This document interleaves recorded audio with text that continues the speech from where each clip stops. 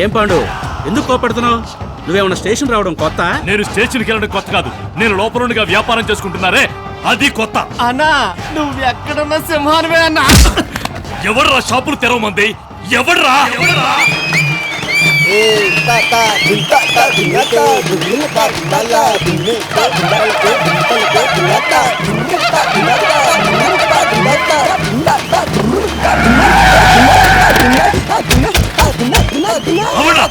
అప్పుడే ఈ పాండు తలుచుకుంటే పాడే కడతాడ్రా. నేను లోపల ఉన్నప్పుడు వ్యాపారాలు చేసుకోమంది ఎవర్రా? ఎవర్రా మీకు అంత ధైర్యం ఇచ్చింది? ఎవర్రా పవర్ ఇచ్చింది? ఎవడ్రా నువ్వు? మాస్ రాజా. మాస్ రాజా మీ అమ్మా నాన్న పెట్టిన పేరా? మీ ఊరోని పెట్టిన పేరా? మరైతే ఎవడు పెట్టారా?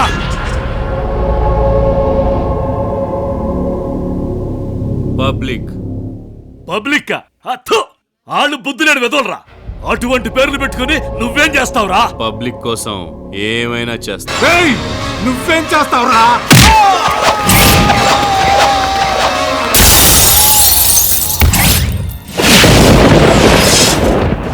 ఇదేరా నా స్టైల్.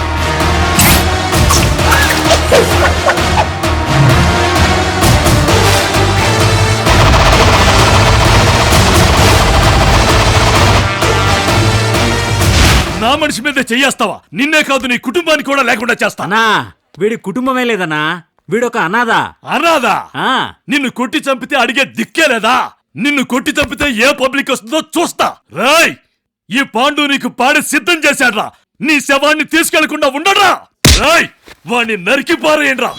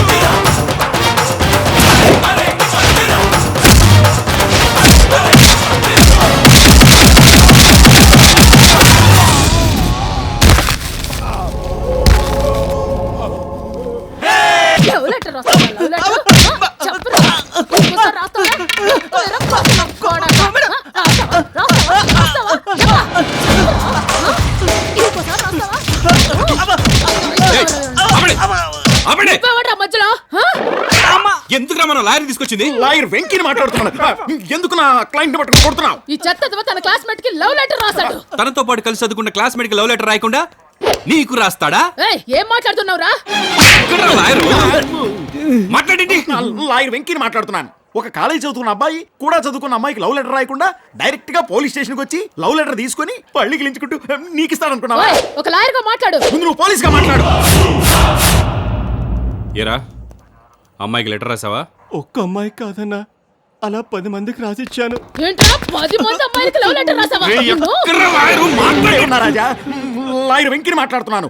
నా క్లయింట్ మీద చేయి తీయండి. అన్నా, ఆ అమ్మాయికి ఇచ్చిన లెటరు ఒక్కసారి చదివి చూడమను. అందులో ఒక్క పదం తప్పున్నా నన్ను కొట్టి చంపమను. నా తప్పేం లేకపోయినా స్టేషన్కి తీసుకొచ్చారన్నా. ఎవర్రా నీ మీద కంప్లైంట్ ఇచ్చింది? హేమ అనే ఒక అమ్మాయి ఎక్కడుంటుంది ఇప్పుడు? కాలేజీలోనే.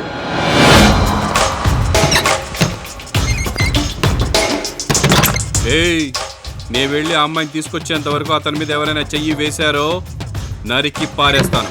మీ పోలీసులకే చట్టం గిట్టాం, ఈ మాస్ రాజా కాదు. Hello, excuse me. ఇదే కేసు మీద నేను వాదించడానికి కోర్టుకి వెళ్ళొచ్చు కదా? మేం కోర్టుకి వెళ్ళేటట్టయితే నిన్నెందుకయ్యా తీసుకురావటం? ఒకవేళ విధి ఆడిన వింత నాటకంలో ఈ కేసు కోర్టుకు వెళ్తే మేము వెళ్తాం, కానీ నువ్వు రావు. ఏ? మేం కోర్టుకి వెళ్తే ముందు నీ ఫోటోకి దండేసి వెళ్తాం. ఆ.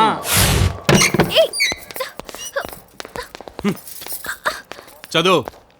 లెటర్ చదవకుండానే కంప్లైంట్ ఇచ్చావు కదా, ఇప్పుడు చదువు.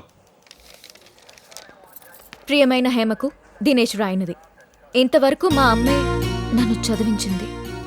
నెల నెల కూలి పని చేసి సంపాదించిన డబ్బు నాకు పంపించేది.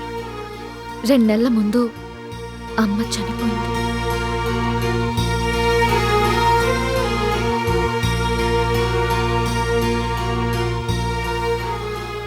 నా కోసం కాకపోయినా మా అమ్మ కోసమైనా నేను డిగ్రీ పూర్తి చేయాలి. ఇప్పుడు ఎగ్జామ్ ఫీజు 5,000 కట్టాలి. నాకంత స్తోమత లేదు. మీలాంటి ఉన్న వాళ్ళని హెల్ప్ అడుగుతున్నాను. మీరు నాకు కొంచెం సహాయం చేస్తే మీ రూపంలో మా అమ్మని చూసుకుంటాను.